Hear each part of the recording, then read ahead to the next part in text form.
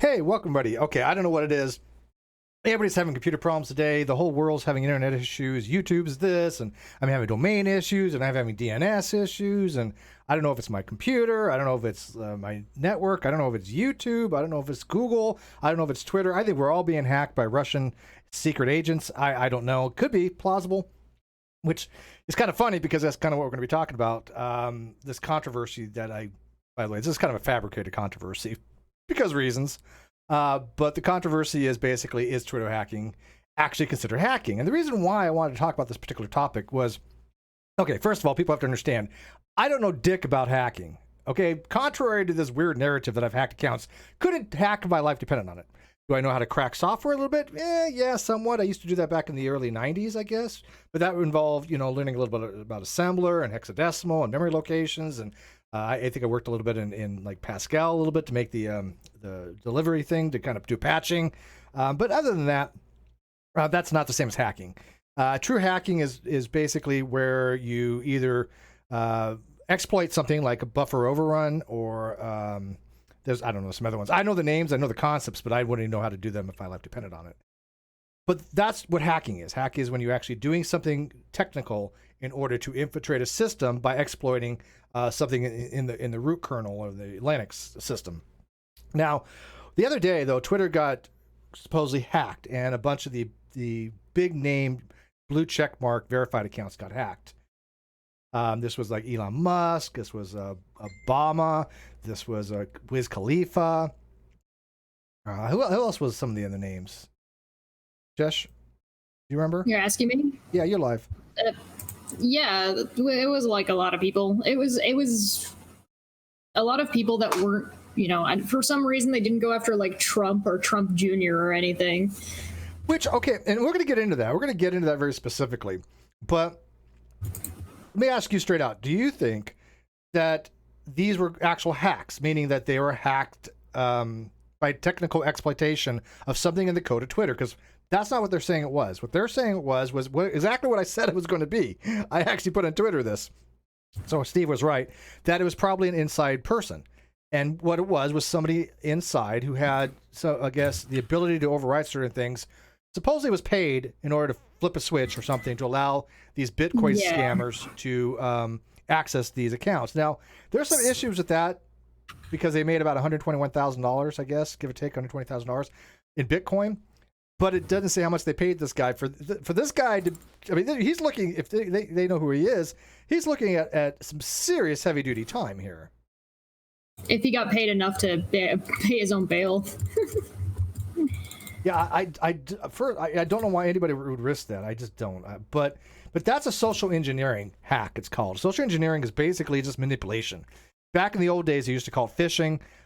People would call up like companies and try to pretend they're somebody that they're not in order to get information that they weren't privy to.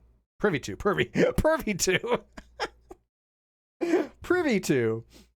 That was not a Freudian slip. Actually, it was. But yeah, that's what they used to do. That was the social hack. What's that? Steve said the word pervy in not reference to me in any way, shape, or form. I'm offended. Damn it. Yeah, well, next time on the next show we do together.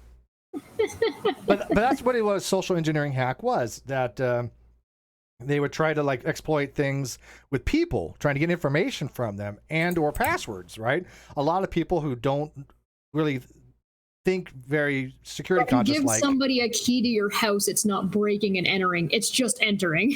Well, it's still breaking. No breaking involved. Technically, yeah, it's because you're not breaking a window to get in, right? There's no breaking involved. You're still entering when you're not supposed to be there. But if you hand the person the key, or if somebody else betrays your trust and gives somebody the key to your house, they still haven't broken in. That doesn't mean they're supposed to be there. Right. It just means they haven't broken anything. Well, that's what the same thing. If I give somebody my password, that's not hacking. There are types of what called brute hacking, where you have a password program that sits there and just tries every single password. Now, if you have a strong password, like I use all strong passwords. I don't even know most of my passwords. I really, honestly, God, don't.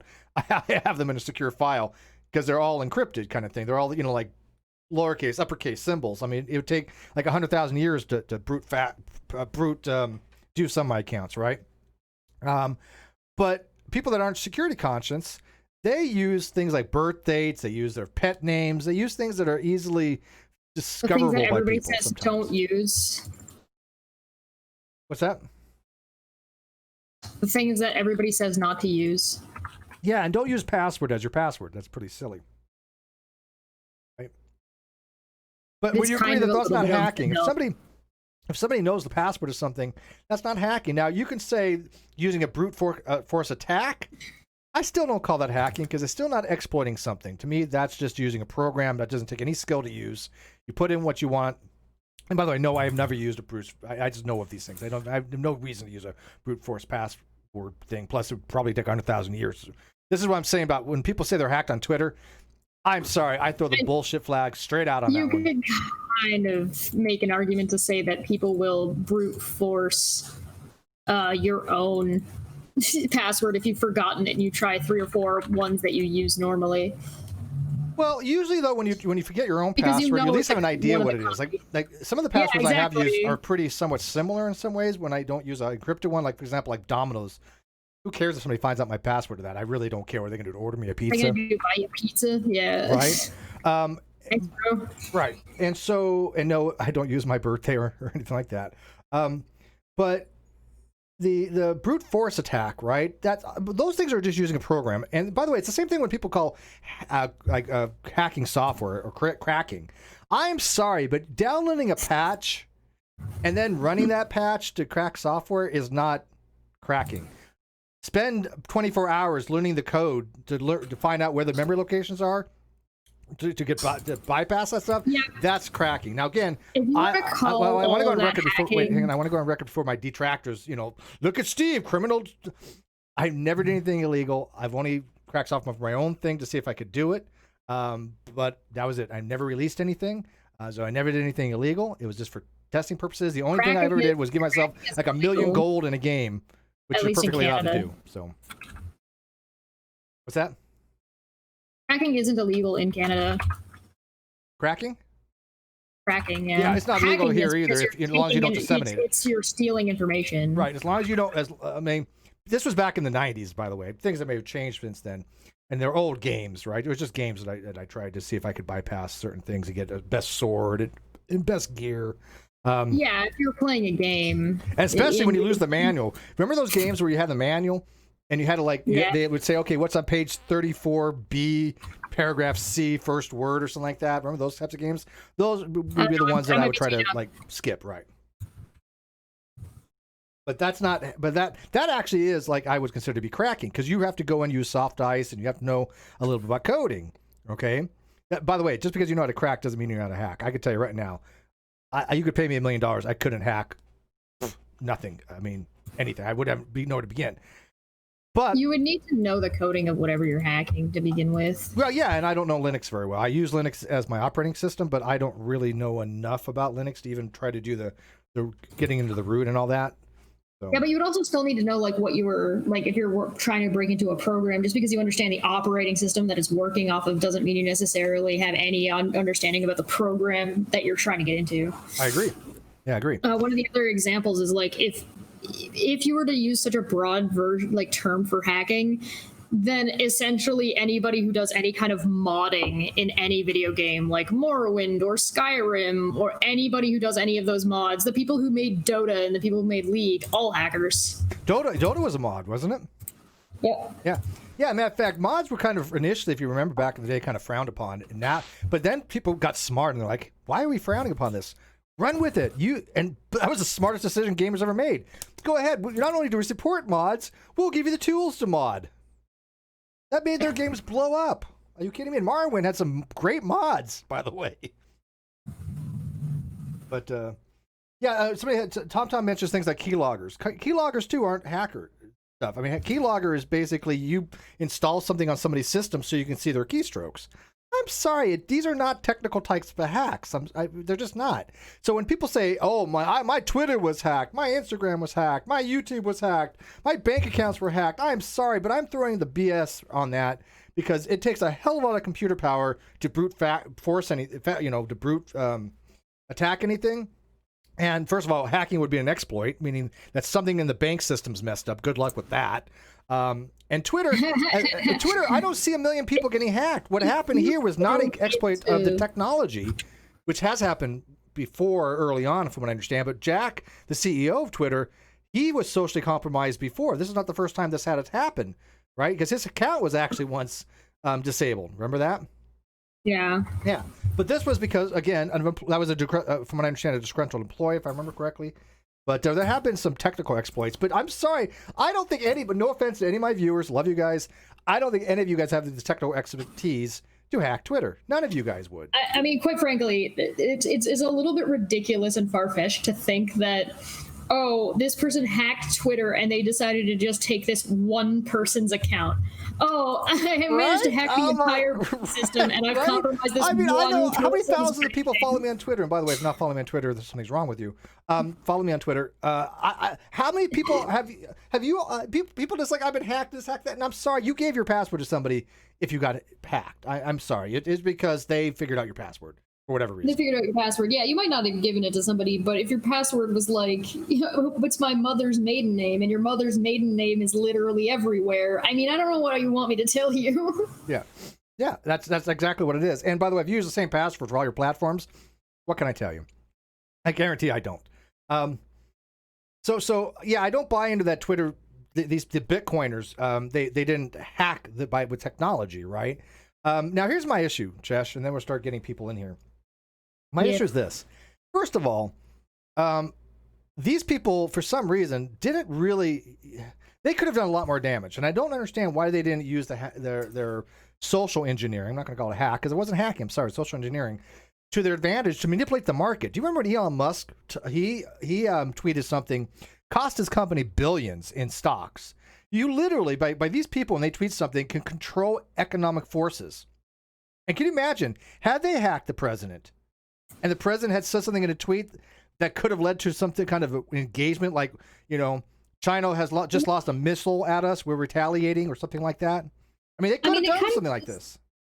It kind of depends on what their goal was. Who's to say they aren't going to do more damage? The thing is those people now have all of those DMs. They have all of the entirety of that person's Twitter history. Do you think they download all the data? I mean, I'm sure they probably did if they had access to the account. I mean, realistically, okay, the way it seems to me, I don't know, but it seems to me that it would be really silly to get a bunch of these checkmarked accounts only to like the scam of, send me money is such like a joke, as in it seems like just a giant troll to me. Well, yeah, and I thought the same thing. So I would say it's kind of bizarre to assume that they weren't already in the system and didn't already do some things to either give them back doors in the future or download all of that information, and then once they had what they wanted, then they did a giant troll. I you know what? I'm on board with this. We're going to go into conspiracy land a little bit. There's nothing wrong with a little bit of conspiracy theory if it's justified. Why not, right? I think you might be right. Here's the reasons. First of all, the people that did send them Bitcoin, you got to admit, they had to be the dumbest of the dumb. I mean, this is a Nigerian prince scam type thing. They're looking for the 0.0001% of people that don't think about things before they do them like this, right? They're looking for the gullible of the gullible, right? Yeah. Well, okay, yeah, but the thing is like this is such a silly thing to have done. It just seems like a joke. It seems like I agree. If you have that power, when you social engineered somebody, you paid somebody. And they probably paid good money if this person's willing to do this. I mean, I don't think it couldn't have been less than six figures, I would imagine, right? And they only made a little over six figures. So to me, it wasn't about the money, like you said. It was more like a troll saying, hey, look, this is what we can do. And there's more to it than this. There's a data breach here, a significant data breach, wouldn't you say? Oh, well, yeah. No matter what, even if they didn't download a bunch of the data, even if they didn't do anything, there's still a huge breach. Yeah, and these are, like I said, these are prevalent accounts. This is why when I put my tweet out there, that it was either an inside job or a foreign country saying, hey, look, this is what we can do to you, right? A shot across the bow, so to speak, because we know that China and North Korea, they have pretty good intelligence. They have pretty good computer systems. If they wanted to brute hack somebody, they probably could. But it wasn't targeted to one person, right? It might take several months to do one account if the password's strong, maybe even longer, right? And you need a seriously strong computer to do it with computational power. But they hacked 130 accounts only because somebody gave them access to that. That could have done so much significant damage if done right.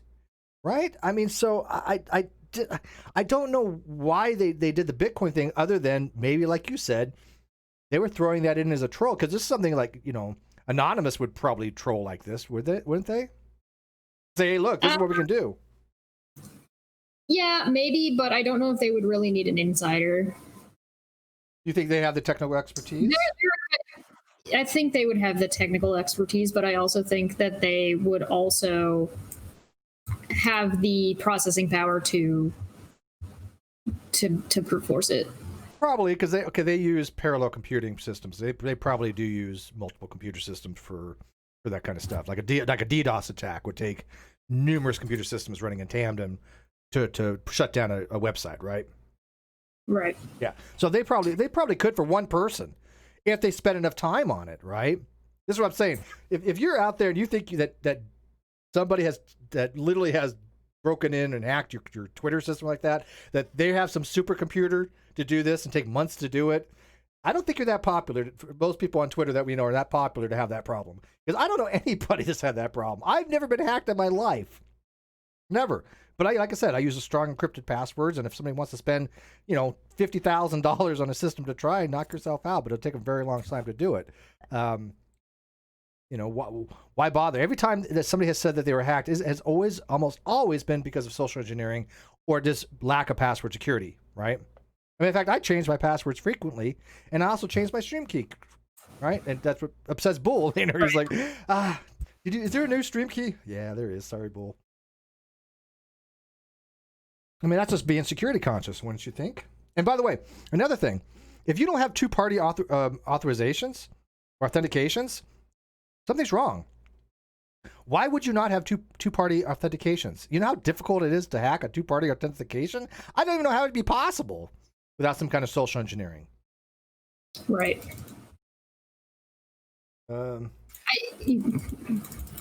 It's kind of too big. Let me ask, can you post the address with the Bitcoin wallet of the hack? I prefer you don't. There's no reason for it.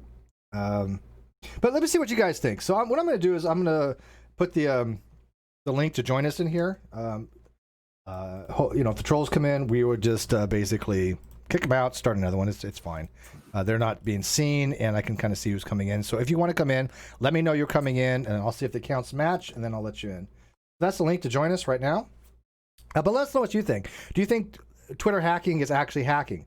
I'm on the side no. And again, words have usages, and I get this, and I understand that people are going to say, well, Twitter hacking is a type of social hacking. I understand that. But I'm talking from a technical standpoint, right? From a technical standpoint, as somebody who likes computers, not that I'm saying proficient at them, I wouldn't call social engineering, calling somebody up and trying to get information from them or paying them for information is truly what I would consider hacking in any reasonable sense of the word. That's just to me. Now, it is a semantic issue. That's why I understand that. Okay, look who we got in. We have a computer expert in here, it seems. Hi, Mr. Bullinator. Hey, Steve. How are you? I can't stay long, but this is obviously a subject of which I have a bit of knowledge. Right, this is like right up your alley, man.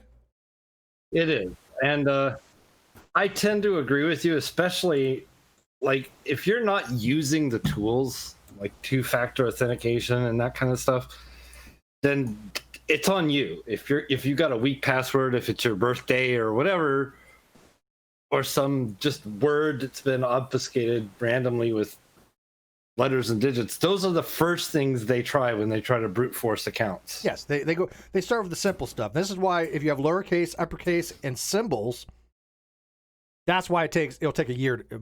I mean, seriously, it could take a long time if you have a long password and you have both lowercase, uppercase, and symbols, because now you've exponentially increased the amount of permutations. Exponentially. Yes.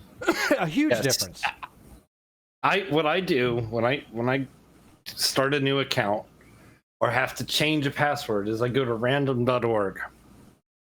And random.org is actually the random numbers your computer generates are not true random numbers, but the ones that random.org kicks out they're based upon radioactive decay and really? Okay, because that would be the only way I could say it being like, true random. Yeah, or something along the lines of wall of lava lamps. I think is one of them that they get one of their sources of entropy they use to get their numbers. So yeah, because normally when you're doing I remember from computer programming, you normally have to put a seed in for a random number generator, and all that's doing is basically taking it from the clock, and it's not random at all. In fact, if you ran the same number generator with the same seed every time, you're going to get the same results. Exactly. But yeah, radioactive decay is one of the few things that would be considered to be truly random if you're basing it upon decay rates and things of that nature. So that's a good idea. So random.org. I might actually start using that. Like I said, all my stuff's strong anyways for the most part. But I change them frequently and stuff like that, and I like that idea. By the way, have you ever been hacked? No. Surprise. I can quite say. So let me ask you this, Dave, no. in your expertise, let's say you've got like Mr. Serious, right? I just pulled his name out of my ass here. Hey, Mr. Serious. Let's say Mr. Serious is saying, hey, Boolinator, Chess, Steve, I just got hacked on Twitter, Instagram, YouTube, Facebook, Pornhub, and I have all different passwords. What is the probability of that happening, you think? It's not impossible, but it's certainly impossible. It's about as unlikely as a modern nuclear reactor going critical randomly. Yeah, the chances are slim, pretty much infinitesimally zero. It could happen. It could have a meltdown randomly, but they all could, right? In theory, if every fission happened at the same time, you would have a problem. Yes, but the odds of that happening is it's a gigantic number I can't even fathom. The laws of physics would actually probably say that it's not possible due to quantum things, but I hear what you're saying, but sure.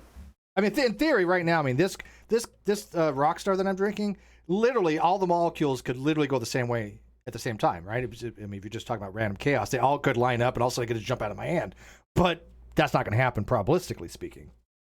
Right.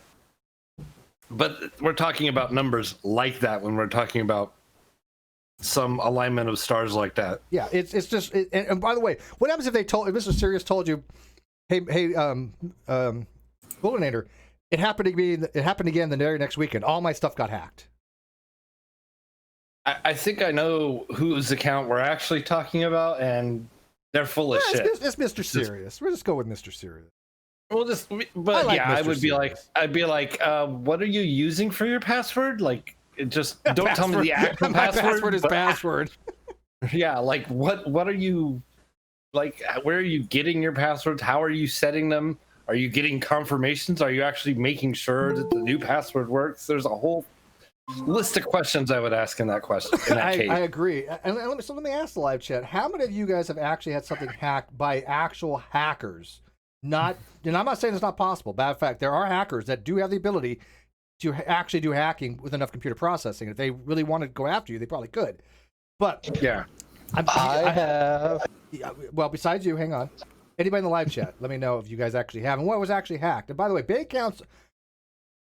That's slightly plausible, but rare. But I don't know why they would target you, Vice, somebody like with a lot of money in the account. So what happened to you, Jared? So what happened with mine actually involved an eBay account that the last time I used it was about 5 years ago. And the reason why they targeted it was because of said inactivity, thinking, hey, he won't notice. They got in, ordered a bunch of camera shit, and tried to put it through my PayPal. PayPal stopped it, and it was like, yeah, no, you don't buy camera equipment, let alone $5,000 worth of camera equipment. Yeah. Now, none of it went through. How that work? Do you know how they actually got into it? I don't know how they got into it because I can't remember the last time I logged into that eBay account and changed the password. So it's probably one of my very, very, very old ones that really wasn't all that robust as my primaries. My primary shit, I've challenged people to, and they couldn't. I actually use the same passwords. I take it. Yeah, I use I use a password generator that I started using back in 2003 when I was in the Navy, and I challenged the military IT guys. Go ahead, try to crack it. Yeah, the only one And I I can could see people tell going when after they would be my tried. Domino's one because it's not that hard. But I mean, if you want to order me Yeah. a pizza, I really don't care. Dim sum for $2 Canadian. Hey, that's your kind of money, Chesh. Canadian $2. I had my Netflix hack. Someone from Brazil did it. Yeah, and by the way, those things do happen. I'm wondering really what kind of hacking that really is and why. What's the purpose to hack a Netflix account or an Amazon? Well, maybe an Amazon account I can see. Free access. Yeah, there must be more to it than that, right? They have to be able to somehow utilize it to their advantage. And I'm not saying that doesn't happen to this person. I'm saying that what was the motivation behind the person trying to hack that account, right? A lot of people. Thank you for the super chat. It's been rough, so I appreciate Honestly, the super chat. A lot of people who hack little things like that, the main thing they're doing it for, the ego stroke. They're doing it because they can. So OPT lawyer raised his hand that he's been hacked. Well, we understand why he's been hacked. He's OPT lawyer. What were you hacked on, OPT lawyer? Point of ink, €2. My password is Gregzor's Bugs. Kazakhstan. I'm not even gonna try to pronounce that. Yeah, I mean, I can imagine way back when, like a decade ago, things were a little bit different. Like, I mean, if my World of Warcraft account had been hacked or something like that, I could totally understand that. Their security wasn't that great, and people were having problems with World of Warcraft being hacked. I mean, seriously. But they weren't really, well, I shouldn't say that. There were some exploits they were actually using. They were actually exploiting some of the things in the database for the code. Those are actual hacks, Well, like legit hacks. One way to get passwords is with something called cross-site scripting. Cross-site scripting can basically reveal the backend database. If the code is not written correctly, they can actually do queries against it and find out passwords, addresses, all kinds of shit that way. So you're saying if anybody got hacked, there was probably Bullinator that did it. Golden Unicorn. Ironically, I wouldn't do it, but I'm probably one of the few people that would know. I have no doubt. And how? By the way, I have no idea why people haven't remembered that scenario. Playing, oh look, Steve, because people have figured out that I don't know jack about hacking. I really don't. But I can see them running a narrative. Steve pays Bullinator to hack accounts. That would at least be plausible, right? Wait, Steve. You're giving them entirely too much credit again. These people are not that complex of thinkers. But that's not that complex of a scenario. Exactly my point. Golden Unicorn, 5 New Zealand. I am lucky to have never been hacked yet. I use personalized minimum 15 to 20 letter passwords inspired from old BC Indian history. OPT lawyer said he wasn't hacked. He just got here. So, yeah, it's rare, but what's that, Josh? It'd be like saying if you forget to take somebody's mods out and then they start deleting people that you got hacked. No, you didn't. No, you didn't get hacked. You were just stupid or You just ignorant forgot about something. Yeah. It was their fault, basically. So who else wants to come in and try to discuss this? Not that you're stupid, Steve McRae. Not that you're stupid, Steve McRae. That's fine. No, look, I you know by now, I'm happy to admit what I understand and I know. And by the way, I usually demonstrate that I have a proficiency or at least an understanding of things.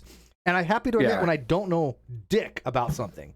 Doesn't bother me in the least. It makes no difference to me. I'm not going to talk about a topic that I don't know that much about. Matter of fact, I'll give you an example in a second.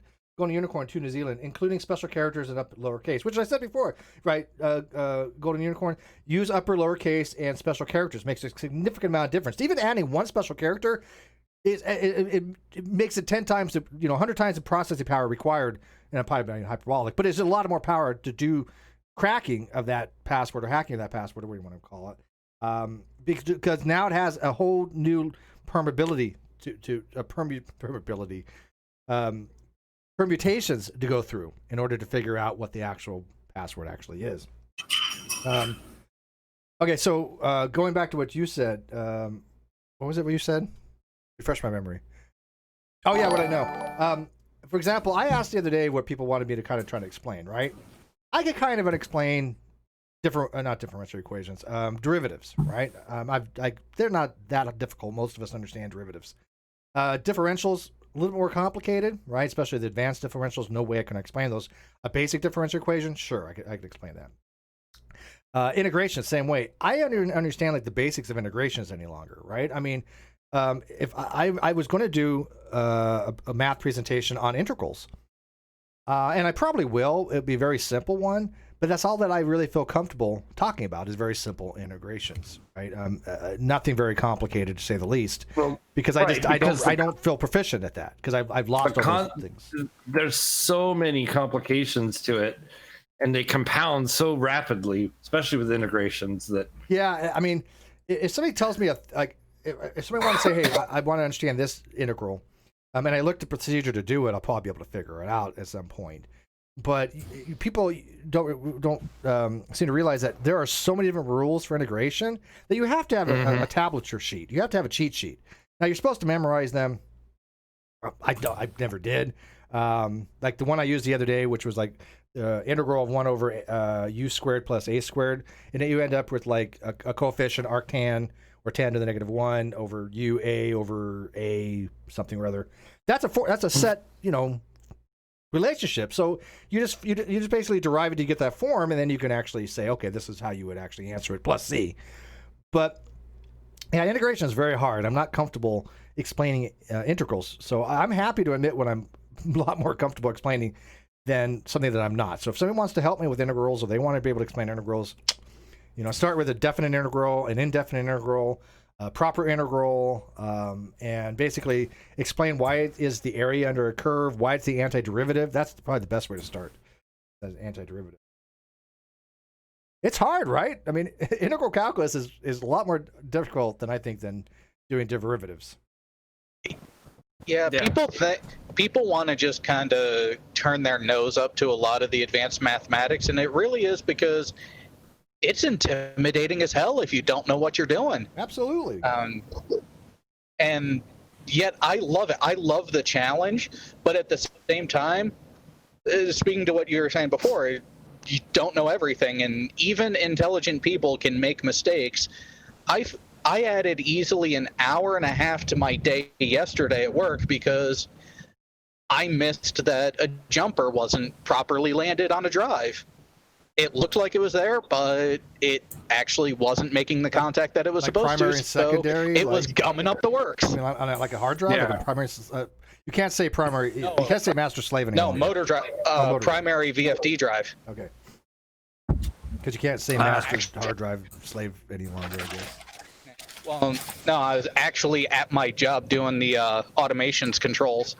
Replaced a DC motor drive, then it didn't want to start up. Looked like everything was landed right, but nope. The importance of one side of one wire. Oh, yeah. Yeah, well, I mean, when you're in a technical thing, it's important. I mean, this is what I'm saying. People don't realize when you're in the military and you have a technical profession, I'm sorry, nuke is a technical profession, you have to have a pretty good understanding of the system. I mean, you really, honest to God, do. Yes. Now, I didn't have to do a lot with command and control with the basically instrumentation. I'll be straight out. The instrumentation, the way it worked for me for a checkout, all I had to do was basically explain what the function of the system did. I didn't have to go into details of how to draw the electronics or anything like that. It wasn't my rate, right? I was a machinist mate, so I didn't have to do any of that stuff. But they asked, how does this instrumentation work? You have to be able to explain it. But for the electricians, like you do more aviation electronics, right? Yeah, and I can still, with my eyes shut, draw out the rudimentary circuit map of either a radio, radar, or a tactical receiver. Okay, but could you draw a Venturi meter and explain how the flow rates work to be translated into a drop across the nozzle in order to get a measurement of the volumetric flow? That was what I could. Yeah. Actually, I could. Steve, I could because my post-Navy stuff, that's actually what I've been doing. Yeah, so you probably could, but at the time in electronics, you really don't have to. You have to know basically how to read a Venturi meter, probably. But if anybody asks, hey, how does the Venturi meter work using Bernoulli's equations, you'd be like, I have no idea, I'm an electrician. There you go, it's the same kind of thing. You learn the concepts. Yeah, at the times. I am Moon, $5. Yeah, you get the concepts, but I've been applying it since doing the engineering side of it, and that, there are times I want to rip my hair out, but it is entirely rewarding when everything goes right. And it's like, hey, this wasn't working. Figured it out for you. Here you go. I am Moon, $5. Love you, Steve. So glad you're back. Thank you, Moon. Yeah, but Jared, so you had an advantage. Because you do aviations, you literally had to learn Bernoulli's principle for flight. I mean, sorry, if anybody that learns anything about planes, you're going to have to at some point understand flow rates, right? Because you're doing aerodynamics, you're doing Bernoulli's equation. That's what causes lift. Yep, fluid dynamics, pressure differentials, yes. How you can actually use pressure differentials to induce a voltage for control readings, such as your barometric pressure for your altitude, your airspeed indication, your then calculation for your ground speed indication. Oh, yeah. Barometric pressure calculation. Well, same thing. I mean, for example, like, people know that I did a lot of stuff with salinity units, right? Because in the engine room on the second floor, we had a distilling plant. Yes, it was in the reactor secondary plant because you're on a ship. You only have a limited amount of space. So we only had one distilling plant on our ship. We had M1, which was the engine room for the number one reactor, and M2, which was the reactor, the secondary engine room for the secondary reactor. But inside M1, that's where we had the distilling unit, and we had to be in charge of it because M1 just got that shit duty. And you have to understand things like concepts like osmosis and osmotic pressure, and hey, like for example, like we all love drinking purified water. Most of that's because of what's called reverse osmotic pressure or just reverse osmosis, right? We have to be able to explain how that stuff works in the military if you're going to be working on a distillation unit, right? I mean, wouldn't you think that those would be conceptual things most people would learn? Oh yeah, a lot of people don't realize, like, even for me getting my surface warfare and walking around the engineering spaces and actually realizing what a lot of what people see as the low intelligent knuckle dragging snipes down in the engineering spaces, there's some complex shit that they're working on. Mm-hmm. And even on a conventional fired carrier that I was on, the Kitty, 4 boilers, all have to be in sync, all have to be trimmed and happy against each other, especially 1 and 2, because talking about the evap system, were these freshwater boilers? Oh, it's no. They were boilers for the propulsion. Well, I'm talking the entire evap system off the boilers. Okay, there's 3 of them on the carrier. 1 is fed by boilers 1 and 2, which gives the primary steam and potable water, with 2 and 3 being as redundant and lower capacity top-offs. Yeah, we had a reboiler system, and our primary, obviously we only had one distilling plant, but it was, if that went down, you're basically SOL. So we didn't have any redundancy in that system. You know who's I didn't know this before. I guess I really did, but I didn't think about it. Do you know who actually is a boiler tech? Saitan Brudicate. That's actually his field, is boiler tech. I did not know that. Yeah, I think I heard that a long time ago, but it really didn't strike me until recently. Like, he said something on Twitter about it. I'm like, oh yeah, you used to work on boilers. But anyways, let's get back to the topic here. So let me give you a link to join again for people. Why don't you come on in and give us what you think about this? Because I mean, so far, you basically agree with me. I mean, you guys actually agree that Twitter hacking isn't really hacking, and I'm not trying to be semantic. I'm trying to be from the technical aspect. If you go read about this, they're going to call it hacking, right? They call it social hacking or social engineering. If anything, well, I would say getting into another person's account, I would not call that hacking. I would call it cracking. There is a difference, people, because you're literally just breaking in to say, "Haha, look at what I did." Well, Cheshire, what do you call cracking? You call cracking what? It's essentially for when you're not doing actual damage. You're breaking in for either the fun of it, or you're breaking in for some kind of actual like silliness. You're not stealing anything. You're not taking anything. You're not doing any damage. It's either for yourself or for funsies. Yeah, I agree with that. Like I said, when I cracked, it was only for myself. I never released anything that I cracked to anybody. I used to know people that thought, "Oh, I was hacked," when somebody got a hold of their phone and managed to get into their Facebook because their phone wasn't locked. Yeah, exactly. That's not hacking. That's not hacking. I just picked up your phone and pretended to be you. That's all I did. Well, I think a lot of people throw these terms around too cavalier-like, right? And I understand why certain people do. They don't understand these nuanced differences. But it is confusing, especially when you're reading the news and they're throwing this word around, Twitter hack, Twitter hack, Twitter hack. And I'm like, guys, this was not a Twitter hack. Because I'm sorry, when I see the word Twitter hack, I literally, the first thing I think of is they're trying to say that something was exploited with the Twitter code, which is a huge problem. Now, what I consider an actual hack that has happened in history is the credit bureau hacking that we had a couple years back. I remember that. Yeah, they had all those compromised accounts. Mm-hmm. That's fucking hacking, people. Yeah, because they exploited something in the root and they got into the system, and yeah, that's true hacking. Yes. Yeah, when you're going after the entire service's database, that is closer to falling under hacking. If you're targeting individual accounts, no, not the same. So you guys think that this Bitcoin thing was just more of a guise, or do you think there's more to it than that? I'm willing to actually say that I don't think that we've heard the last of it. I think that this was only a warning of some kind. It's just, I'm sorry, they're not going to pay somebody at Twitter who's going to risk jail time just to get $120,000. I don't know. It just doesn't seem feasible to me that this was something done just for money. Well, it's a little bit odd, that's for sure.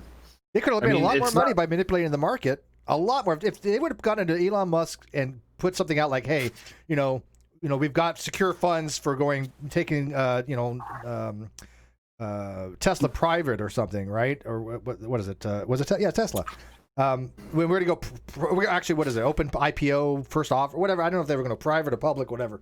But man, they dropped beaucoup points on that. I mean, millions have lost. You could bet against that and make billions. Mm-hmm. Or at least millions. What you're looking for is an IPO, an initial public offering. Yeah, but I think, are they public? I don't see. Here's the thing. I don't remember if they're public going private or private going public. Private going public. They were private going public, so they would have done an IPO, initial public offer, right? Is that why he got? I mean, he got fined for that.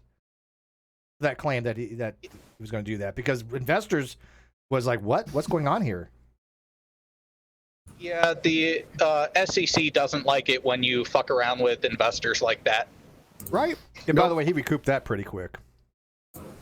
When you're worth several $1 billion, when you lose $1 billion here or there, you seem to be able to get it back pretty quickly. I don't know why.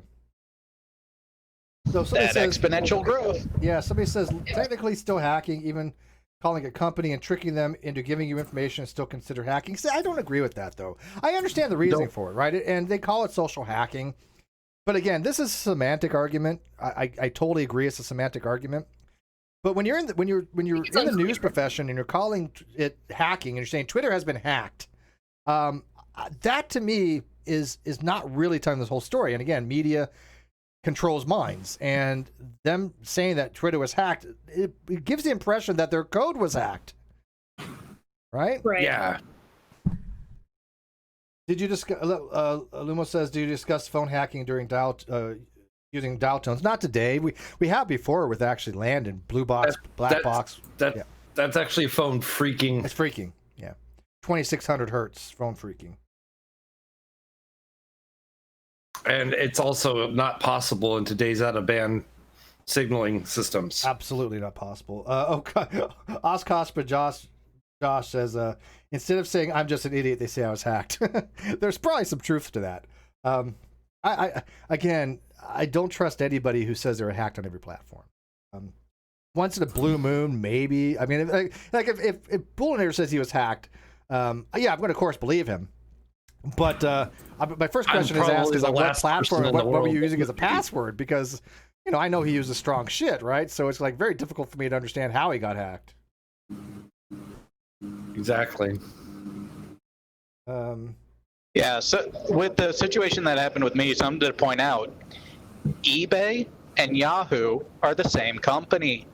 Yahoo is fucking shit for security, which is why I stopped using them as my email provider about, 15 years ago now. Yeah, but see, AOL wasn't a true internet provider. They were an intranet provider, right? What they did was they say, hey, you give us money, we will allow you access through our system to the internet, which, by the way, was brilliant. Man, them giving away those discs, biggest marketing tool of all time. They made bank, but they couldn't keep up with the private ISPs. And they just went by the way, wayside. And by the way, you're right. Their security was crap. I will tell you right now. I remember back in the day with AOL that people would have these credit card generators, and they would make fake accounts, and then they would get about a couple free weeks of AOL out of it, right? And then start another account, right? So I mean, their system was not set up very good security wise. Golden Unicorn 5 New Zealand. My company has had attacks that take over your contact list inbox and start sending emails with the same hacking links to all your external or to all your internal external contracts. Yeah. Oh God. So let me read this again here. I'm having a hell of a time. My company has had attacks that take over your contact list inbox and start sending emails with the same hacking links to all your internal external contacts. By the way, that's actually pretty popular way of phishing, actually. Is what they do is they have access to some email, they send you links out, and those kind of replicate. Now, I think it's a little more difficult to do it nowadays, but it used to be, if they got a hold of like one thing, they would send out massive amount of emails to all your contact list. The person would then open it, and then they would send it out, right? So it was a worm of some kind. Bullen, do you remember those days and how that kind of worked? Kind of vaguely. I don't really recall exactly how they did it though, off the top of my head. Yeah, I don't remember like how that. they did it either, but I remember that was big back then. You got to watch what you open because there were some security exploits they used. Well, yeah, and a lot of it is security exploits only apply to Windows. Like Windows has a lot of security exploits. Mm-hmm. Oh yeah, Linux is a far more stable and secure system. So does Linux. Linux actually has more, but there's more because there's more been found and closed, because there's a whole, like, it's the back end stuff, whereas Windows has more stuff that affects individual users. Well, there's also this aspect to it too. When you look at when a lot of these exploitation codes were being written, the vast majority of the business world was using Windows exclusively. So of course they're going to be a larger target than your individual offshoots that are running Mac OS and Linux, whatever variant of it. It's margins of scale. Yeah. It's margins of scale, point blank. Yeah. I mean, you're probably right. Maybe Linux has a lot of exploitations that can be. But see, the thing with Linux is at least they fix it on the fly. Linux will, they find a problem, put new distros out. Windows, you have to wait till a whole new version's out. They don't bother patching that stuff very often. Windows used to be buggy as could be. And by the way, the original Windows, people may not know this. I know Bull probably does, but most people don't realize the original Windows was not an operating system. It was a GUI overlay for DOS. Yeah. So the kernel itself was not a whole new operating system. It was just... In fact, Windows 1 didn't even have mouse support. It was basically a fancy directory browser. Yeah, it was... remember Tandy Desktop? That was kind of the same way. Those were just GUIs. Deskmate, yeah. Yeah, I don't even think 3.11 was its actually own operating system. I don't think it was its own operating system to Windows... 3.11 was the closest to being its own operating system. Windows 95 was a little bit closer. I think 95 was the first actual independent operating system, though. It's not, though. Wasn't it? There's still DOS sitting under it all the way up to ME. Once you get into the NT variants, that's when it becomes its own operating system. Yeah, ME. By the way, ME was the worst operating system, bar none, in history. Bar none. Yeah, I worked with 95. I worked with ME. I had worked with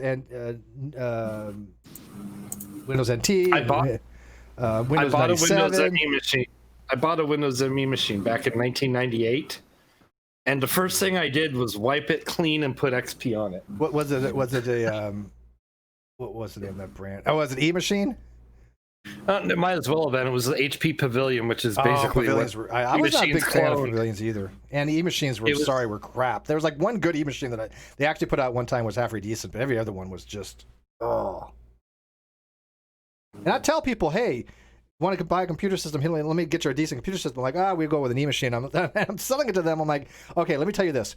If you get, and this was back when I worked for Circuit City, if you buy this system, I'm telling you right now, get the warranty. Now, granted, I made money off the warranty. I'm not going to say that I didn't, but I'm telling you right now, the people that bought the warranty came back a year or two later loving me because they got a wholly brand computer out of it. I mean, because I'm telling them, the warranty was so great that all you had to do was to bring the system in and they get a brand new computer 2 years later. Upgrade. Tandy computer whiz kids. Well, there was the Tandy has a really interesting past because it took what the PC Junior should have been. The Tandy 2000 was a great computer. I used to use the Tandy 2000 for entering receipts. That was actually a pretty good computer. Mm-hmm. For its day. Brainy Beaver says everyone hated ME. I managed to dodge that one and went from 98 special edition to XP. Yeah, 98 ST was okay. XP was much better. XP was one of the first Windows that was actually more stable. But yeah, ME was just spaghetti code. It is ridiculous. Now, Brainy, you got to remember, it's not that we all hated Windows ME. You're confusing that with yourself. You don't need to look down on yourself like that, Beeves. We love the wet beaver. Everyone hated me. Hi, Tina, in the live chat. But So I will say this, I was pretty good kind of ticked off because when I went for my Microsoft certification the first time, come to find out, it was the last version of the test where they still went back to 3.1 on Windows for the test. Which again was just a DOS test cycle. Yeah, well, the next test cycle, the oldest version that they went to was 98. Yeah, Not even 90. Well, 98 and 95 essentially the same thing, but it was just but if I remember correctly, the only thing that really changed was the way the interface was done. yeah, XP was the first real capable Major 64-bit change. Yeah, was it NT or XP that really kind of had 64-bit support? NT. XP, no, 64-bit was XP. Okay. No, it was 2000. Was 2000 had that's the problem. I 64-bit. really don't remember. It's been so long ago with these things.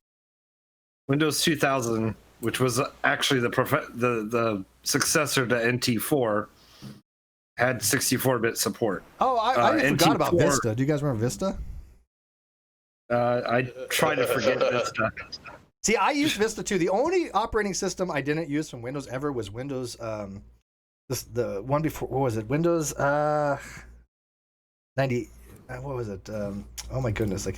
Windows 8. Yeah, Windows 8. I never used Windows 8. I didn't even know it existed. I must have skipped it. I mean, later on after it was out, I found out it was out, but I didn't know what the hell Windows 8 even was. Microsoft doesn't even acknowledge that Windows 8 was a thing. Do they just? Is that kind of like Highlander 2? It was so bad. That's why if you notice, if you look at the gap between Windows 7 and Windows 8, they immediately then went to Windows 10, like rapid fire, because 8 was that bad. I gotta admit, and I'm probably gonna get some crap for it, but Windows 10 isn't bad. I actually like Windows 10. I really don't have any complaints with it. It's stable.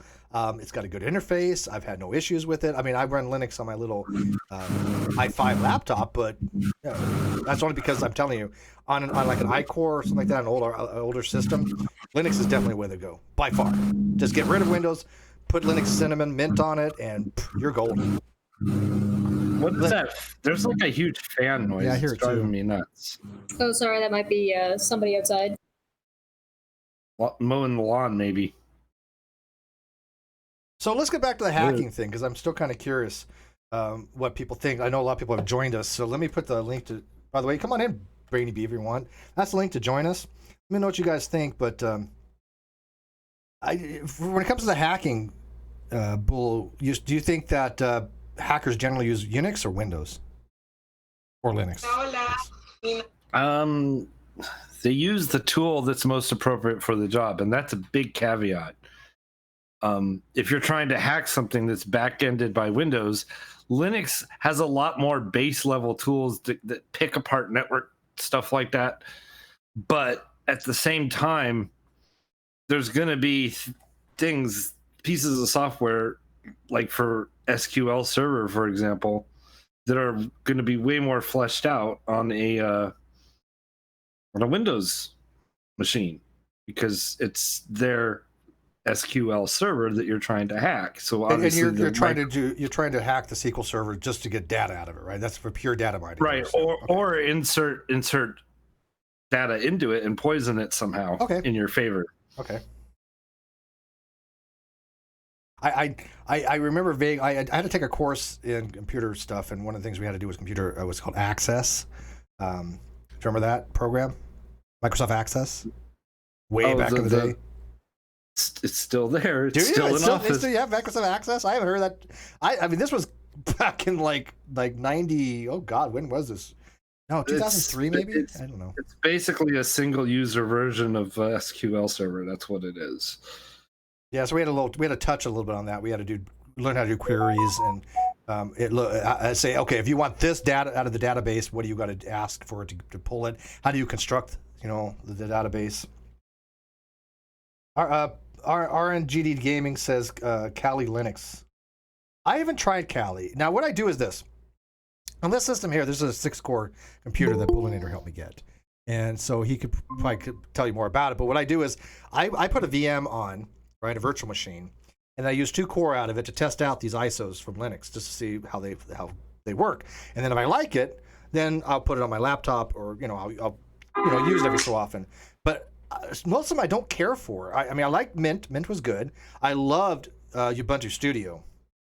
The older version was fantastic. If you guys remember back when I was first messing with Linux, I would actually show my Linux Studio. It was gorgeous. The thing with Ubuntu Studio was the way the sound subsystem was always set up for you, because God, setting up sound on Linux has always been a nightmare. And if you don't do it properly, you thought Windows was bad, Linux can be you have to start your what is it, what is it called? There's some things you have to start with it, and you have to have those things running, the services running of some sorts. Yeah, it's always been a big hassle in Linux because of limited support for sound cards, because sound card manufacturers weren't going out and writing Linux drivers. Yeah, you usually try to use generic drivers, but you're right, a lot of them didn't sound have cards. Drivers. So I remember when I was like, sound card, and they're like, fuck, nobody buys a sound card anymore, man. Oh, I was like, what? I know. I remember I have an old system I buy a sound card for, and they're all built in. I'm not even joking. Nowadays, but I remember what you're talking about. I have a Sound Blaster Live sitting right beside me. I keep it as nostalgia now. Yeah, no, literally, I had a system where the sound card went out on board, and I had to go out locally. This was years ago to find a sound card, and they're like, "We don't even sell those. We have." Motherboards wait, it gets better. Hang on. They said, we might have one in the back in a box of junk. They found me one. I'm like, oh, thank you. How much? And they're like, take it. I swear to God, I'm not even bullshitting. They're like, just, you can have it. I mean, shit, some of the motherboards started coming. It was that they never came with sound. You had to get a sound card years ago. And then eventually, when I was finally, I'd build my own computers, and I'd be like, sound card? And they'd be like, finally, one day, guys, like, because we were at that point where he's like, yeah. He's like, we don't use sound cards. He's just onboard audio unless you're some sort of like audiophile or something, or you're doing, audio visual kind of stuff, like for a career kind of thing. But at first they'd come with a little module that was like a sound card that you snapped into the board, because there was that middle period where it was like, I don't know, maybe they have a sound card, maybe they don't. Just ship them a little sound card that snaps onto our own board. And there was like a little tiny spot on the board where you'd actually like plug the sound card that came in the box with the motherboard for the Asus board into it. And that was, but if you didn't need it because maybe you had your own sound card, right? So yeah, you gotta love technology. So okay, so let's do the round robin here. What Linux system would you tend to run, or you like the most? Rainey? Oh God! See, I was funny that you say that, because I was thinking while you were talking about Linux that I was also I was born in kind of a funny zone where I think I was old enough to manipulate computers successfully and do know computers, but young enough that any of that mucking around with Linux kind of crap. See, like my parents owned a business, and they were always getting like brand new Windows computers into the house. So then we were just getting their old computers every 2 years when they were done with them, because they needed a faster computer for the business. So I just got into a Windows cycle, so I'm ashamed to say that my only experience with the most experience I've ever had with any sort of like Linux-based style system is just the Android phone in my hand. No, Android is not. No, I mean it's. Well, is it not? Is it I not mean, like yeah, it's based on like a on the Linux core, kernel. essentially? Yeah, no, it's based on Linux kernel. It is Linux at the very core, but it's also running every single app is its own Java program, which runs on its own Java virtual machine. That's why the apps are portable. So I was sucking the nipple of Bill Gates. Okay, let's just put it this way. This is what I like. For example, when you get a Linux system, you have the choices for your interface, right? You can use KDE, Plasma. You can use what's the Android type called? No, I guess GNOME is the closest to that, isn't it? GNOME. There's GNOME. There's all kinds of some esoteric really ones. Suck though, and I don't like the Android OS. I don't like the way the look. I like that for Linux system. I prefer KDE Plasma is one I use, but for most of them, it depends. But KDE Plasma is usually the best. See, I'm old school when it comes to that. I am a window maker kind of person, and if anybody here knows what window maker is, and I'm also the kind of person that if I'm going to put Linux on a machine, it's going to be running Arch. Arch Linux? I have messed around with Linux, but Linux was like, by the time I was old enough to get into that kind of crap, it was like high school, right? And then I was doing computer class, and it was like, everything runs on Windows at this point, and like it was like, oh yeah, you can you can install Linux on this system here, and you'd have like a teacher had a version of Red Hat Linux and stuff. I dicked around with it. Yeah, Red Hat they actually charge, but the Arch Linux. Now I tried the actual Arch Linux before, and it's too much. Granted you have control of everything, but I don't understand it well enough to do that. But there is a version of Arch Linux out there that I tried, which it does most of the stuff automatically for you. Is there a legal issue with selling a version of something that's based off of an open source kind of code? How would that work? I don't know. Red Hat Linux is, I don't know, but they're one of the very few Linuxes that are actually, they charge. Now, there's another one out there called Elementary OS, which they don't charge for, but they highly recommend that you donate to them unmercifully. Well, that depends on which, to answer your question, Brainy, it depends on which GPL license it falls under.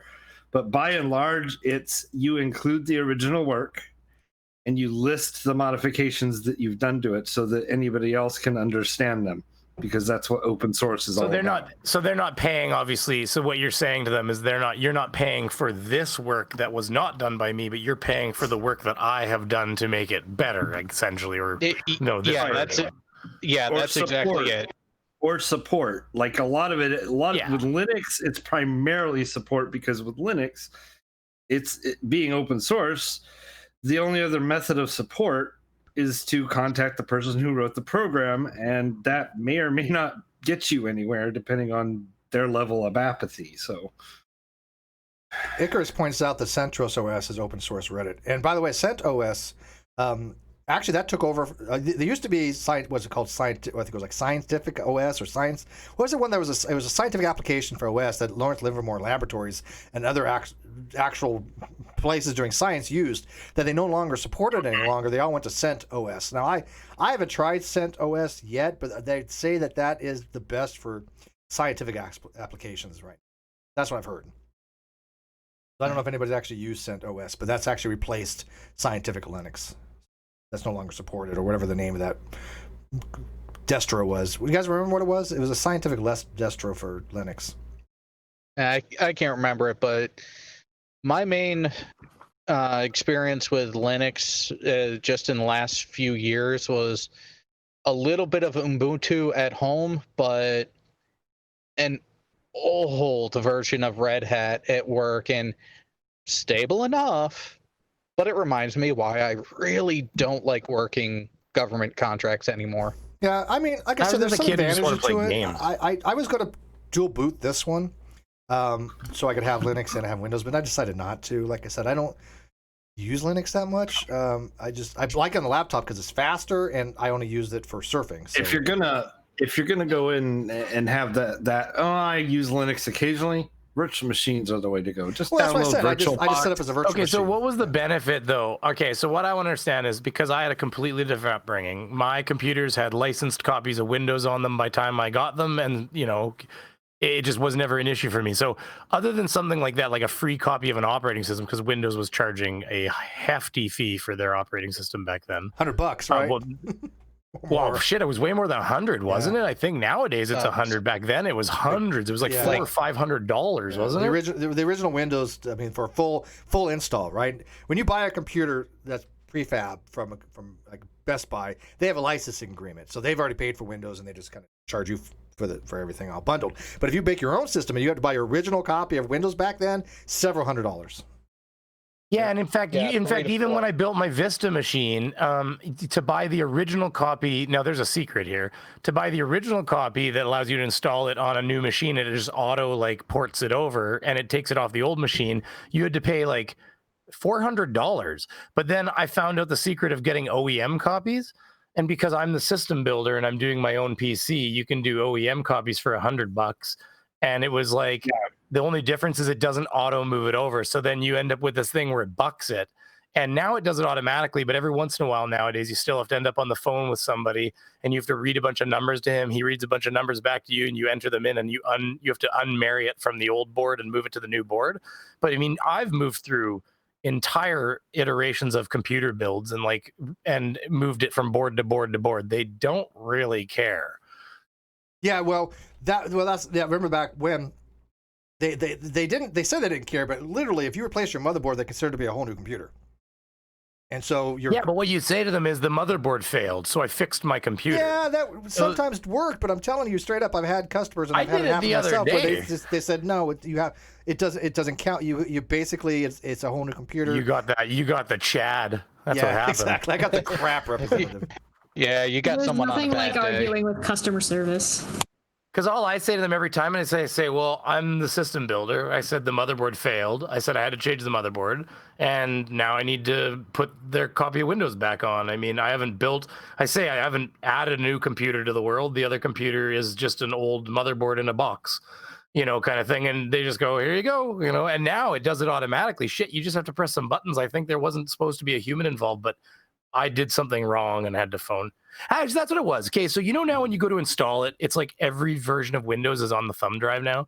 So it asks you what version of Windows you want to install. And so if all of a sudden you're trying to update the computer that has, I don't know, like Home Premium, and the other one's like Home Basic or something, all of a sudden you're like, no, I'm trying to register Home Premium. So what it does is it installs I think it installed the Pro version for me. But then I didn't have a license for the Pro version. So then it starts giving you that whole thing of like, oh, this isn't working. As soon as I figured that out, I just uninstalled that version, reinstalled the right version, and then it just pushed my new motherboard through, I think. It was even easier now. But they don't charge you for Windows now. My stream, if you've noticed. But you can do Windows for free now, though, right? I've got a server computer in my house that I didn't pay for Windows at all. Yeah, and you can actually download the ISOs now.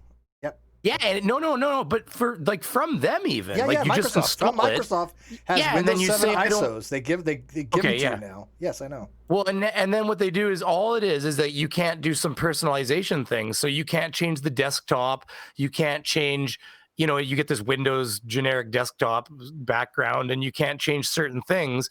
But other than that, it's a completely working computer. It runs my my Plex server in my house for my movie servers, so that we can download movies, put them on a hard drive. I started using Plex. A friend of mine, Paul, I've been using Plex for years. It's amazing. I like it. I got to tell you, it's what cool. You can do too, just so you know, if you have a server, as long as you got internet can upload fast enough, you can set it up. Like when I go on vacation, I set it up so that the computer doesn't go to sleep ever. And I have if I'm in the house, I can start the Wi-Fi by hitting a button. Like I can activate the computer with a magic packet. But basically, you set up so it doesn't go to sleep. And when you're in like Florida at your parents' house or something, as long as their internet's fast enough, you can just bring up the Plex app on your phone, connect to your server at your house, and actually stream your high definition movie from your server at your house to the place wherever you are, as long as both internets can take it. Yeah, like I can watch movies on the Google, was it the Plex, or what is it, the thing at the back, the little drive you put in. Speaking of Plex, this, I don't know if it's still a thing, but Kodi and Plex together is a wonderful combination. I don't know if you've ever looked into Kodi. But I was thinking of the Google.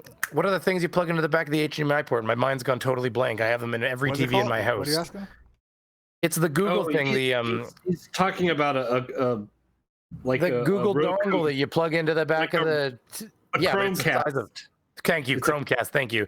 I have a Chromecast in every single TV in my house. So I mean, you can and I bring one on vacation with me because if where you go doesn't have a Chromecast, even on a hotel before, I've plugged it into the back of the TV and where I had free internet and I was able to Chromecast movies from my server at home to the hotel TV. Like, so I mean, it's pretty awesome. It's pretty slick stuff. Yeah. Yeah. I don't know why my donor things are not updating. It keeps on saying Mr. President, and I don't know why I can't get it to update. I have to work on that. Fucking Thoughts by Jay Brown is saying, I've been thinking about getting a sound card. I'm like, why a sound card? Yeah, like, there's really no need to. I'm telling you, you're a gamer. There's really not much need for it. Yeah, but I'll tell you what, he said Radical got to me. That's the problem there. There's enough too much time. Yeah, this thing's got a killer sound system, and so, I mean, there's really no need to put a sound card in something like this. It's just not. You're not going to get any much performance out of it.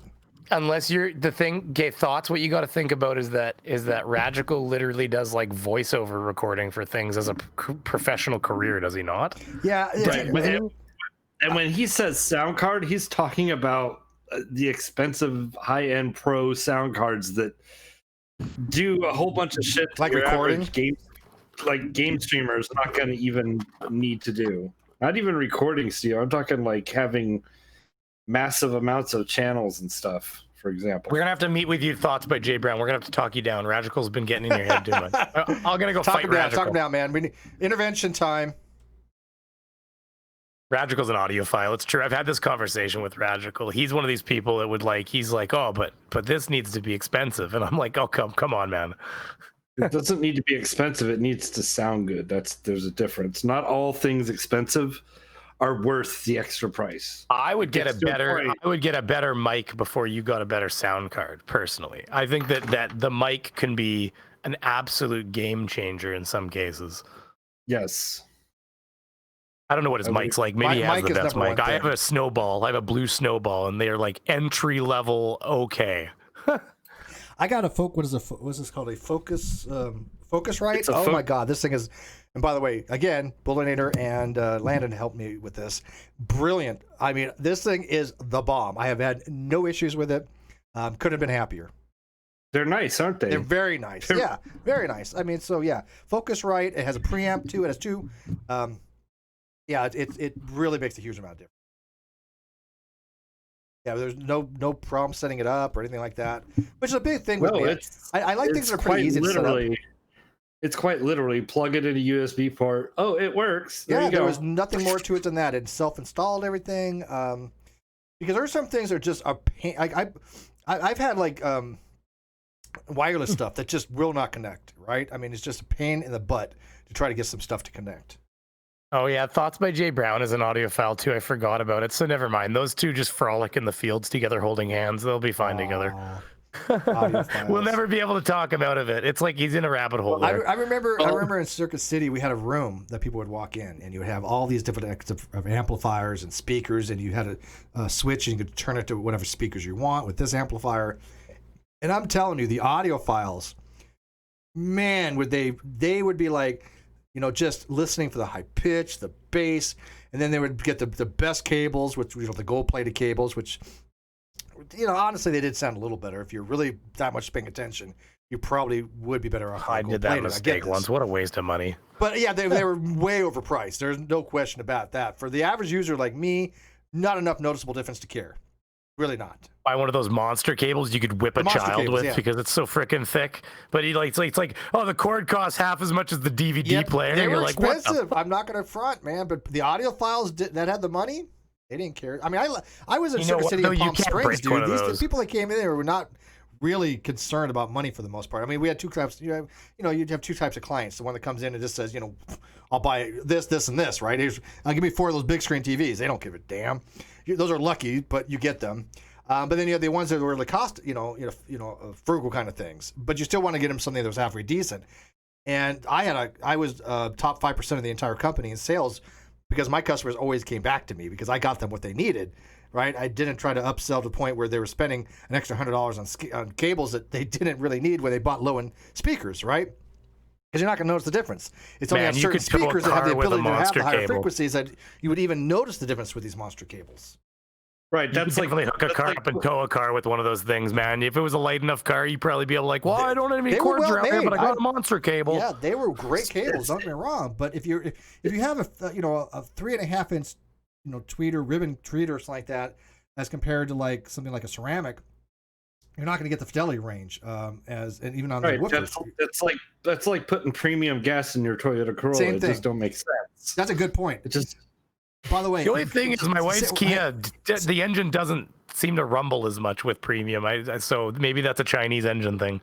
It could be, but I mean, they're Korean. I don't know. I'm being racist here's now. The thing. If your car is not designed to handle a higher octane gasoline, you are literally throwing away money.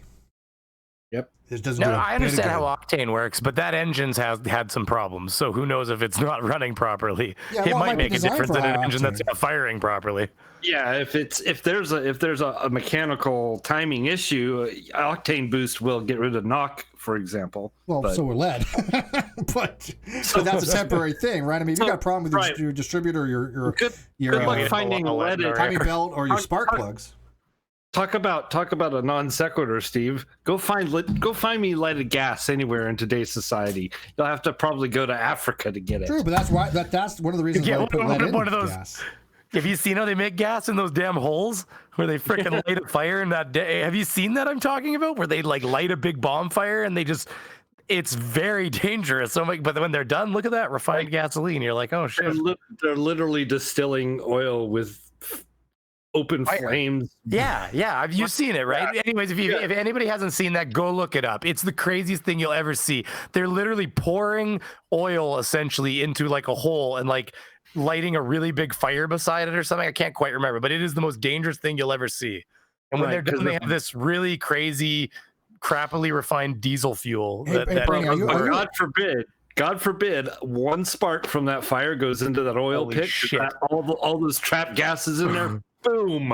Well, what happens is they have all these footage. They have footage of everything going right next to footage of everything going wrong in almost every case, because it's like when it goes wrong, it's everybody running away with melted eyebrows and stuff like that. Hey, Brainy, are you over 30? Yes. Okay, so you, me, and Cheshnell and Bullet here, we all have loss of high-pitched hearing. Just the way it is, nature.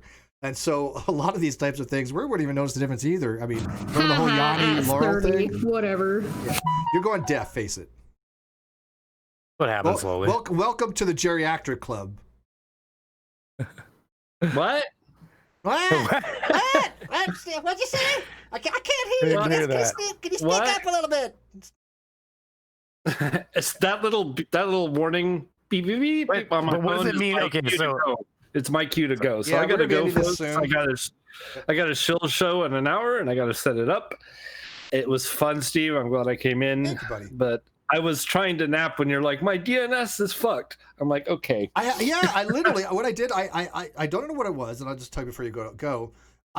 I had this problem with my DNS, and I seem to be just on my router system, and my roommate runs Linux only, so he didn't really affected by this, I guess.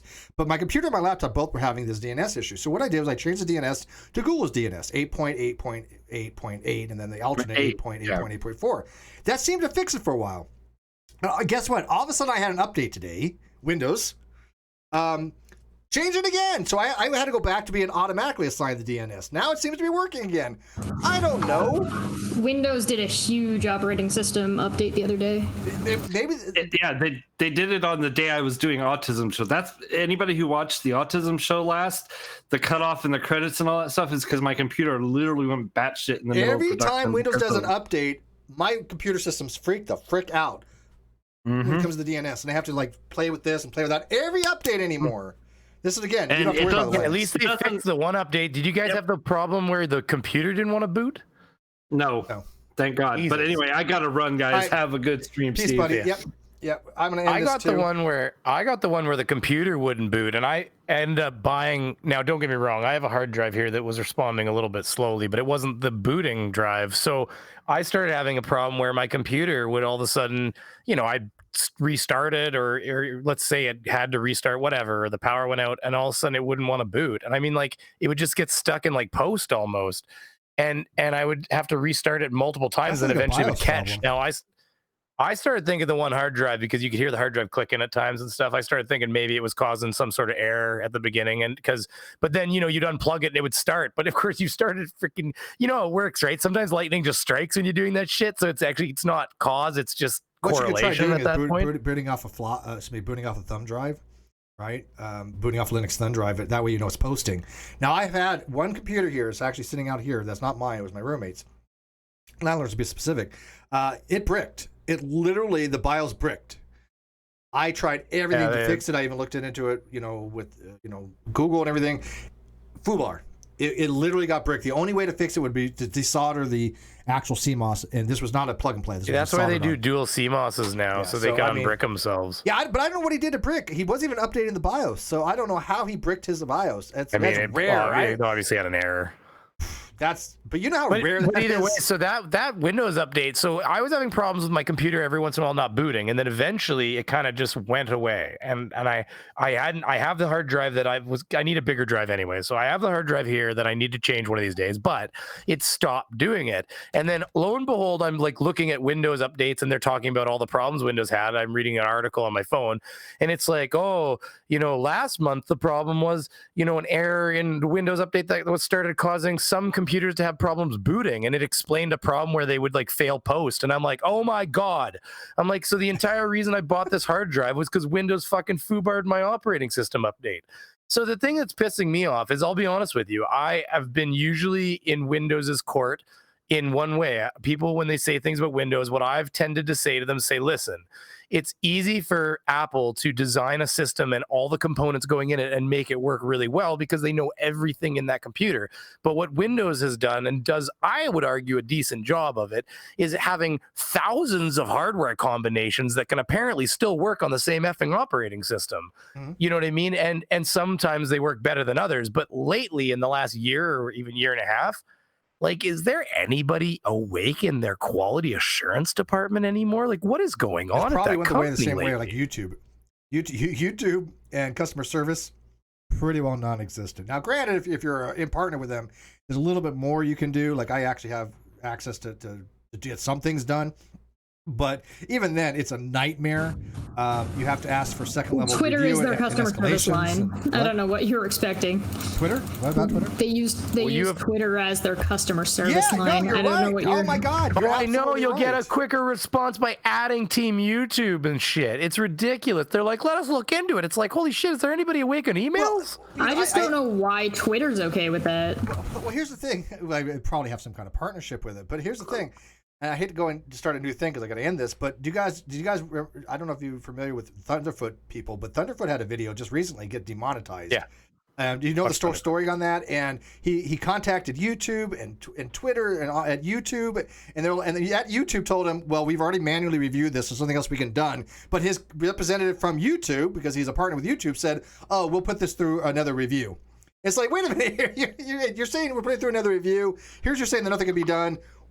What's up? There's this no consistency when it comes to these things. YouTube doesn't have a single set way of doing things. They're all over the place. It's a nightmare. It is literally a nightmare. By the way, his video never did get approved, and he made a new one. But yeah, that just ridiculous. I've heard of people emailing and asking for, like, requesting features, you know, like saying, oh, you know, blah blah blah, and like, it'd be nice if I could be part of this test program that has this feature. I you know, here's the reasons. I think that, you know, like things like where the AI, like trying to get into the where you self certification before it was available, where some people can email and they're like, oh, let us look into it. Next thing you know, they get self certification on their channel, and then the next person in the same like subcategory, like numbers of subcategory, does the same thing, and like their response is like, I'm sorry, we appreciate your interest in our program, but there's nothing we can do at this time. Like you said, like it's like it just depends on whether you got, who you got, how they feel that day when they answer the email. It's like, oh, but yeah, I should have said it got removed. So it got demonetized and it got removed. If they read your, it got removed under a community guideline strike. Actually, now I don't think his channel actually got struck, but it got a community guideline, and the video itself got removed. Yeah, he said if a human had done it, it would have been a guideline strike. Right, but it because wasn't. It was the AI automated. did it. It was automated, so he didn't get a strike for it. But the automated system is not proficient enough to determine a video that is like promoting good science as opposed to one that's promoting crappy science. And by the way, I understand YouTube's need to want to not have the crappy science. I'm all for that. But remember back when they said they're going to start doing this, they're going to start like going after channels putting out gross misinformation, which, and by the way, should have been flat earthers, and we were hoping it would. And they started doing it, but they haven't refined the system so the algorithm knows what's what. It doesn't know what to look for. It's just straight it targeted up. all of us hard. You can see in the analytics where we were all getting like our thumbnails were getting like certain amount of click-throughs. They were doing pretty good. Like view-wise, our channels were doing really good. And then all of a sudden they went, we're going to be limiting flat earth and conspiracy content on YouTube. And all of a sudden you can just literally watch the graph where it goes like, bum, bum, bum, bum, bum, bum, bum, bum, bum, and it like falls. The number, like you could see your videos were not being promoted anymore. That's why. They didn't have the ability to differentiate exactly between the flat earth debunkers and the flat earthers. How is a computer program going to know this? You really need some pretty sophisticated AI and neural programming, neural net programming. So yeah, you could see it happened over a course of 2 months. A lot of us went from 5 or even 8, 9, 10 subs a day. All of a sudden, we were lucky if we were getting 50 in a month. All of a sudden, some of us. So it dropped dramatically in a very short period of time. I think it's happened across the boards. I talked to a lot of content creators. And one thing that's ubiquitous is that pretty much numbers are down all over the place. Luckily, I will say this. Lately, I don't know what it is, but lately, less and less of my videos have become demonetized, and I have to usually ask for a review. But that is less and less. And 9 times out of 10, when I ask for a review, it comes back good news. Your video is suitable for monetization. Very rarely when it's not, but when it's not, I sit there and go, what is about this video that's not monetizable? I don't understand. But since it very frequently they're all green anymore, at least for the last couple months. So I don't know what it is. But again, I don't make that much per video. I mean, it's nominal at best, right? So it's better than nothing. The only reason I even have any kind of revenue from things is I have over 1,000 videos that people still watch. And so the only reason anybody cares about being monetized anymore isn't for the money, it's for hitting the algorithm. That's true. No, I think you're exactly right, because the average content creator that's only putting out a couple videos every week, that only has a couple thousand views, you're literally only making dollars. I mean, like $10 or something at most on the actual ad revenue.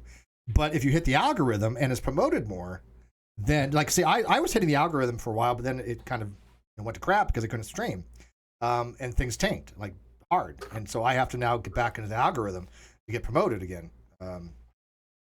So I'm not producing enough videos because I'm super busy with my other business right now, but that's gonna I got as soon as it even gets a hint of cool down here, everybody will just stop thinking about doing summer work, and the entire mentality will shift. So it's usually like second week of August, all of a sudden we'll get like one cool day in there, and all of a sudden it's like all the wallets just slam shut at the same time. You can almost hear them clap as they close because it's like, oh, winter's coming. It's like all the summer projects come to a halt, and all of a sudden my business will just grind down, and then a lot of things are seasonal, and I gotta tell you, things on YouTube is cyclic. I mean, it really is cyclic.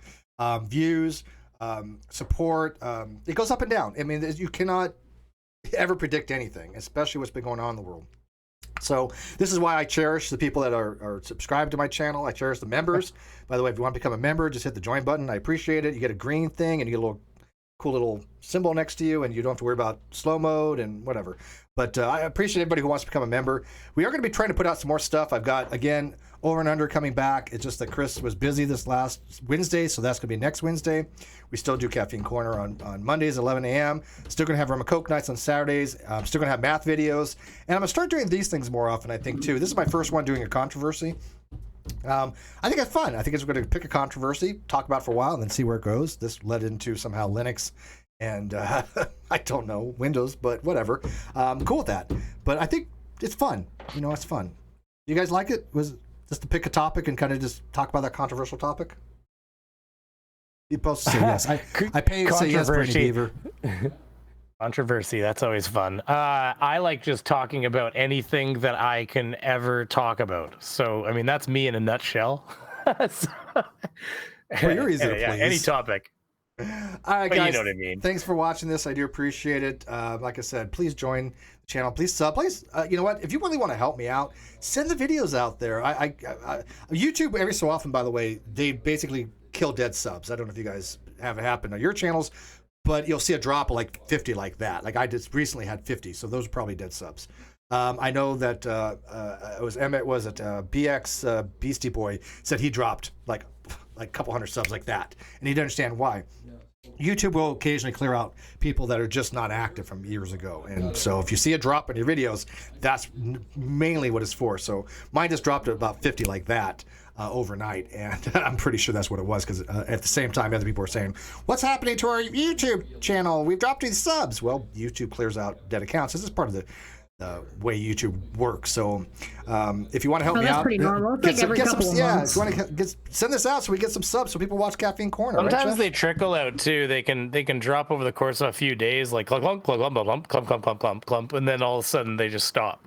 And it's almost like the AI has to like sort through all the different accounts and just gets them as it gets to them. Because I've had it where, like you said, where I drop 20 or something all at once, or 10 all at once. But then I've had the other ones happen where it's like in like 5s and 6s and stuff like that over the course. Because Fight and I've had them reversed too, where he had it happen over a few days and I had it happen all at once, and vice versa. And mine's usually all at once. I literally can see. I mean, I just go. I'm in my. Because you look at your thing, you're like, what the hell happened? Like, one time when you're a smaller content creator and you lose 50 subs, you're like, what did I say something that pissed a bunch of people off? No, What just I know happened? when it happens, because I'm looking at my control panel and I'm like setting up a video or something like that. You know, your initial screen.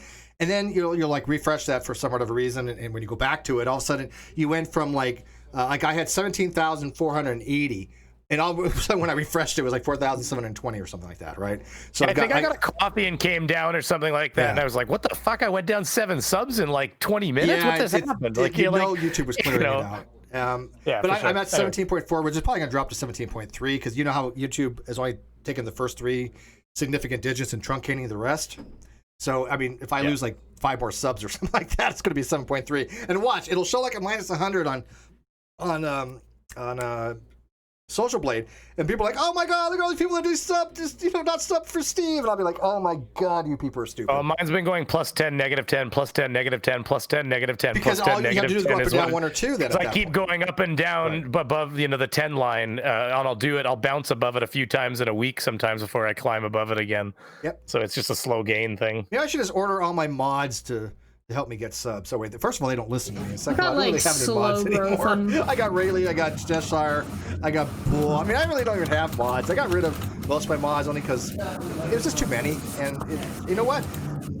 It's been fine ever since. What I'm going to do is I have 1 mod for every 1,000 views, or 1,000 subs, basically. I think that's more than enough, don't you? I have a couple extra because I have a show that has some people on it, and I want those people to be able to feel comfortable. So if they want to ban somebody, they I totally can. get that. Yeah, I totally That's get that. more of like a. Yeah, no, I totally understand that.